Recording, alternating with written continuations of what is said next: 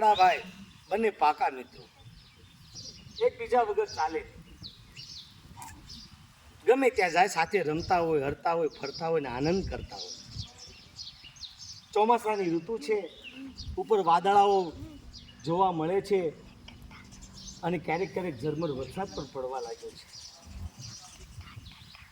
કાબરબેન કહે, કાગડાભાઈ ચાલો ને આપણે ખેતર ખેડવા જઈએ અને કંઈક ખેતર ખેડીએ અને એમાં અનાજ વાવીએ તો આખું વર્ષ આપણે ગમે ત્યાં ભટકીને ચણ ખાવા જવું ન પડે.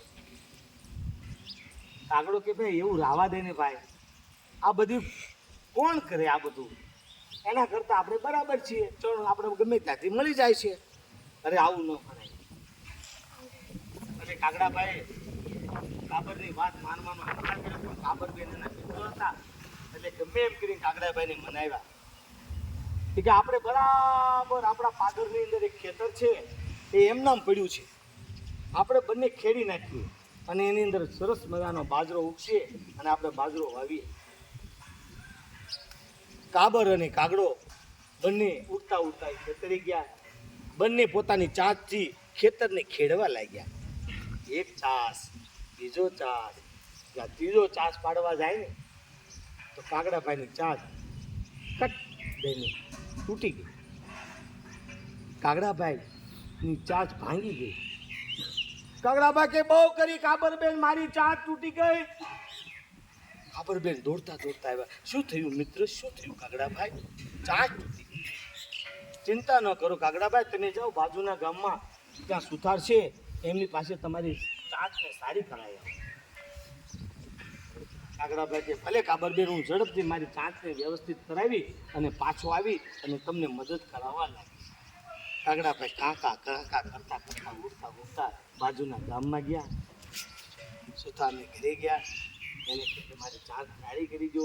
આ બાજુ કાબરબેને તો બધું ખેતર ખેડી નાખ્યું. ખેતર ખેડીને એની અંદર બાજરો પણ વાવી દીધો. પછી કાબરબેનને એમ થયું કે હજુ સુધી કાગડાભાઈ ન આવ્યા, મારે એને પત્ર લખવો પડશે. કાબરબેને પત્ર લખ્યો કે કાગડાભાઈ હવે તો ખેતર ખેડીને મેં બાજરો વાવી દીધો છે અને વરસાદ પણ થઈ ગયો છે અને વાવણી પણ કરી નાખી છે, તો હવે તો તમે આવો. તો કાગડાભાઈ છે ને, એની ચાંચમાં એટલું બધું દુખાય હતું નહીં, પણ કામ છો એટલે એને કહીશું કે આપણે કંઈક બાનું બતાવી આપણે જવું નથી, આપણે પાસે જઈશું તો કામ કરવું પડે ભાઈ, આપણે જવું નથી. એટલે ત્યાં બેઠા બેઠા કાગડાભાઈએ પાછો જવાબ લખ્યો કે કાબરબેન કે કાગા ઠૈયા કરું છું, ચાંચુડી ખડાવું છું, જાઓ કાબરબેન કાલ સવારે આવું છું. આવો પત્ર લખ્યો. કાબરબેને આમ પત્ર વાંચ્યો કે કાગા ઠૈયા કરું છું, ચાંચુડી ખડાવું છું, કાલ સવારે આવું છું. કાબરબેન કાંઈ વાંધો નહીં, બિચારાને ચાંચ દુખતી છે તો કાલે આવશે. અહીં આ બાજુ તો બાજરો મોટો થવા લાગ્યો. બાજરાને પારવવાનો હોય, પારવી પણ નાખ્યો અને મોટો મોટો બાજરો થવા લાગ્યો. ડુંડા પણ બાજરાના આવવા લાગ્યા અને કણસલા પણ આવવા લાગ્યા. તો કાબરબેનને એમ થયું કે હવે તો બાજરો મોટો થઈ ગયો છે, આવને હવે લખું કે હવે તો આવો. ફરી વખત કાબરબેન ટપાલ લખે છે. ટપાલ લખી અને કાગડાભાઈને કહે છે કે કાગડાભાઈ, બાજરાને હવે તો ડુંડા પણ આવવા લાગ્યા છે, તો તમે હવે તો આવો. તમને કેમ છે, મજામાં છો ને? કાગડો ચાલા તમારી શું જવું નથી, આપણે તો ટપાલ લખી નાખી છે. પાછી કાગડાભાઈ ટપાલ લખી કે કાગા ઠૈયા કરું છું, ચાંચુડી ઘડાવું છું, જાઓ કાબરબેન કાલ સવારે આવું છું. કાબરબેને આ પત્ર વાંચ્યો ને કે કાગા ઠૈયા કરું છું, ચાંચુડી ઘડાવું છું, કાલ સવારે આવું છું. હશે બિચારા કાગડાભાઈને હજુ દુખતું છે, કાલે આવશે. હવે તો બાજરો મોટો મોટો થઈ ગયો, લણણી કરવાનો વારો આવી ગયો. ડુંડા વાટીને ખેતરમાં ખળામાં નાખવા પડે ને, એ તો ખળામાં બધા ડુંડા નાખી દીધા અને ખડું લેવાની તૈયારી કરવા માંડ્યા. ખડું પણ લઈ લીધું, બરાબર, અને મોટા મોટા બે ઢગલા કરી દીધા. એક બાજુ ઢગલો મોટો અનાજનો, બાજરાનો, આ બાજુ પણ બાજરાનો.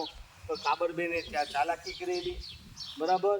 એ પછીની વાતમાં આવશે કે કાબરબેન શું ચાલાકી, બરાબર. બંને મોટા મોટા ઢગલા થઈ ગયા, ઢગ, બરાબર. હવે કાબરબેન પાછો પત્ર લખે છે કે કાગડાભાઈ હવે તો મેં લણણી પણ કરી નાખીને ખરું પણ લઈ લીધું, 2 ઢગલા થઈ ગયા છે, તો ઢગલાની અંદર આપણે ભાગ પાડવાના છે કે આ ઢગલો તમારો કે આ ઢગલો તમારો, તમારે જે જોઈતો હોય એ ઢગલો લઈ લો.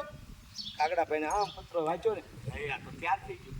હવે એવું થોડું કહેવાય ચાતુડી દુખે છે, હાલ ઉડતો જાવ. કાગડાભાઈ તો કાં કરતા કરતા આમ આવે ને સોના જેવો બાજરો 2 ઢગલા મોટા મોટા પડેલા. એક ઢગલો બહુ થોડોક મોટો લાગે, એક થોડોક નાનો લાગતો હતો. એટલે કાગડાભાઈ આમ આંખથી જોયું, એને એમ થયું કે કયો ઢગલો લઉં. એટલે કે ઢગલો તો લેવો છે પણ કયો સારો છે એ ઢગલો લઉં. એટલે કાગડાભાઈએ આમ બધી બાજુ નજર ફેરવી લીધી અને કાબરબેન બોલ્યા હો કે કાગડાભાઈ હવે તમને જે ગમે તે તમને ગમતો હોય ઢગલો લઈ લો. મોટા ઢગલા પર જ બેહાય, નાનો કોણ લે? મને બેસી જાઉં મોટા ઢગલા પર, હું કેટલો ચાલાક છું. કાબરને છેતરી દેવા કાગડો એમ કરે પાછું. કાબરબેન હા હું જોતો હોય ઢગલો લઈ લઉં છું. તમ તારે આમ કાં કરતા કરતા મોટા ઢગલા પર ધબ દઈને બેઠા આવ્યા. ઢગલા મંદિર ગીરી ગયા, અંદર ગીરી ગયા. પાકો છે દેખા, બચાવો અંદર કરતો ગયો. નાકમાં, ચાંચમાં, મોઢામાં, આંખમાં બધે ધુહા ગીરી ગયા બાજરાના.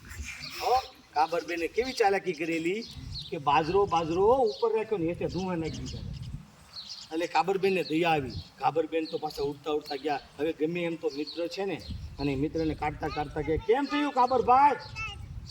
હા એને એમ થયું કેમ થયું કાગડાભાઈ કેમ થયું? કાગડાભાઈ કે કાબરબેન મને બધું સમજાઈ ગયું. પરિશ્રમનું ફળ જ મીઠું લાગે છે.